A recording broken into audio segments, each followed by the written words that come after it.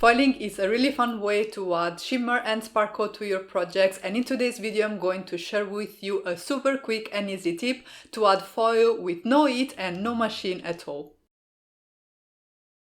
The supplies you will need for this fun technique are your favorite color of foil, some nice word dies, some sort of a spatula, and silicone ones are super easy to clean, and then the star of the show is the scrapbook.com tacky glue. This is a normal craft glue, but it has the nice feature that when it dries it stays a little bit sticky, and we will use that to our advantage. There are two sizes available and it is on sale today, so make sure to check it out. The link is in the description box down below. And now let's have a look at this super fun, quick and easy technique.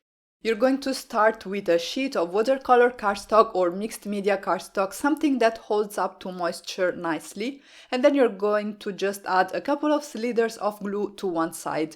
You don't need a lot, a little goes a long way for this technique. And then the next step is to take your spatula and to spread the glue all the way across this panel. You want to make sure you get a nice and even coverage, but as I said, you really don't need a lot of glue, and the smaller amount of glue you add, the faster this will dry, because that's all you need to do. Give the glue a couple of minutes to dry and you can take advantage of that time to clean off your spatula and your glass mat. And then once the glue is dry, it will be a little bit sticky to the touch, as I said, and this is when you are going to apply your foil to the cardstock, and you can use your hands to burnish it or a score tool as well.